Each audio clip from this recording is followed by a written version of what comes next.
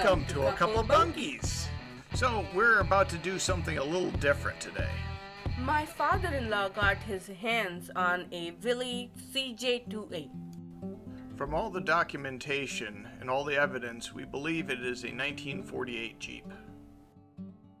My father-in-law wanted to restore it, so in the restoration process we wanted to get the engine running.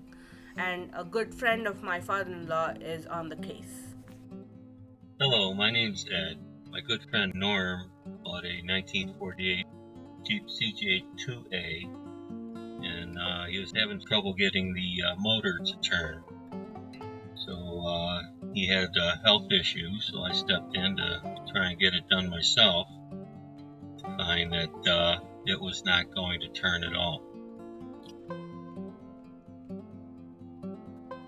So what I did was I started labeling the wires coming through the firewall to the different pieces, the headlight and the horn and such, and then started disassembly, which of course if you ever worked on a vehicle that sat outside for a decade or two, it was not that easy. A lot of penetrating oil was used and a lot of elbow grease. So I started to disassemble, and before that I wanted to make sure I could get things back together again, so I took a series of pictures of where everything was before I started stripping the engine of the generator and the fan and such. So these are pictures of where everything went in the Jeep. I know they're not where they're supposed to be on most Jeeps, but a lot of it is.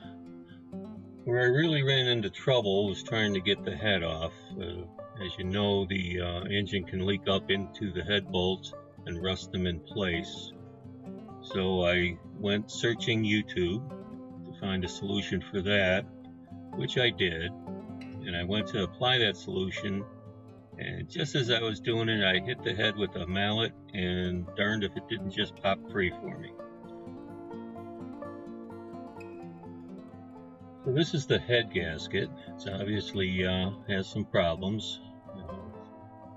Oil and water is mixed together, and as you'll see later, the water got into the number 3 piston and rusted it into place. The oil you see is what we were dumping in through the spark plug holes to try and get it freed up. It turns out that the number 3 piston was rusted, fused to the wall of the cylinder. So what we had to do was then remove the engine and do a rebuild. And then we started having to remove all the pieces and parts. Brought along some tape and a marker so everything was labeled, so I could put it back together properly. This did take some time, and we were ready to pull the motor out. I decided to do some research into the motor. It was not familiar to me, so I learned that it is a Kaiser supersonic, which is not original to the Jeep CJ-2a. It's actually from a 1951 or better Henry J, which is Kaiser's own car that he put out. And at the time, they were popular models, but they weren't popular engines. They would pull out the 4 cylinders, put in the 8 cylinders, and take them racing. So that's probably where they sourced this engine from.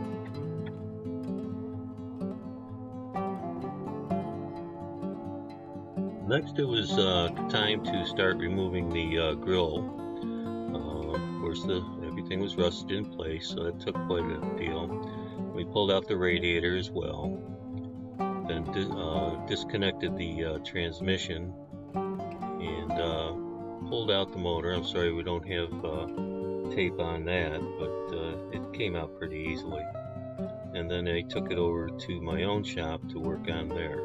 I also took pictures of the carburetor linkage and any and all hoses and tubing that was hooked up to the motor. So again, to put it back together properly.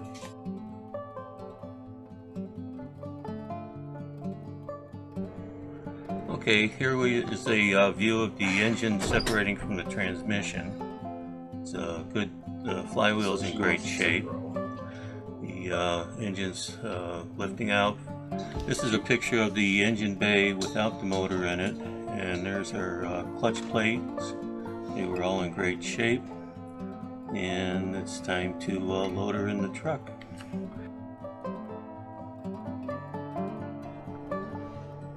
Alright, this is back in my shop with the oil pan off, a view of the crankshaft. Again, taking pictures, making sure I don't miss anything. There's it doesn't look too bad from here, but there is some you can see the number 3 cylinder, third from the left, and this is a view down the cylinder itself. You can see the crud on the wall of the cylinder, and that was just locked up. So this would be the generator bracket, and a different view just so I had pictures. This is the plate on the side of the motor itself. It's a Kaiser supersonic. Kaiser Willys actually built the Jeeps for the war, and then Kaiser broke off on his own in the 50s. So that's where the Henry J came from. So now it was time to remove the rust from the parts. I wasn't having success with my battery charger, so I sourced a 12-volt inverter from the internet, and I set up this tub with a solution of Arm & Hammer laundry soap, not baking soda. It has to be the laundry soap. Then we had to connect the negative charge to the part we were cleaning, and the positive charge to the sacrificial rebar that I have around the outside. And the next morning you could really see the results in the color of the soap suds on top. That's all the rust that was on the oil pan. Here's the oil pan now clean from a couple directions. It was just terrible before I put it in. Sorry I didn't get a picture of that. This process was repeated on all the other parts of the motor. Able to get everything cleaned up better. As you can see there, that's the oil cap, and now it's all primed up. And here's the engine block all stripped down and ready to go to the machine shop for resurfacing. Alright, here's the motor back. You can see the cylinders are all cleaned up, the head's nice and machined down. It's time to paint. So we got the high temperature primer and some gray paint, the owner being from the Navy. Those are the colors he wanted. Now we're getting into reassembly. This is the new valve guides going in. We've got all new valves. And then we have all new pistons as well. They had to be 60 over. New bearings for the crankshaft were 10 under, and the connecting rod bearings were 30 under. The camshaft looked like it had been worked on pretty recently, so we didn't do anything with that. And now it's time to hoist it back up and put it in the Jeep. Here we are ready to put it back in. This is my friend Norm on the right, his son Tim behind you. He's from a couple of bunkies. That's me on the left, on the last day I ever wore suspenders. Installing the starter, it just wasn't turning anything over, so we had to get a rebuilt starter. And I had to take again pictures to get the right one in. Alright, we've gotten to the good part where it actually started up.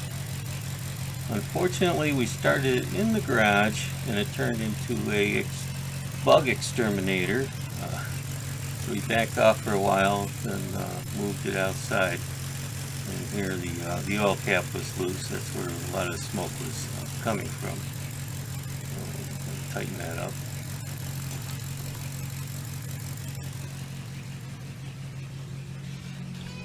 We got a little smarter and finally moved it outside. and restarted it. We let it run for about half an hour till it started to overheat. So now we're going to have to check into the cooling system whether the radiator is flowing or not. Otherwise, it's a great success. I do apologize for not having more video parts of it. This was not meant to originally go on YouTube. It's from Timmy here that got me interested in posting it. And I hope you all enjoyed it and learned something. And if you want to make a comment so I can learn something, please feel free. We'd like it if you'd like this video and subscribe if you did. And we'd like to thank you very much. One broken windshield, the frame looks good. I'm about to raise the hood. So,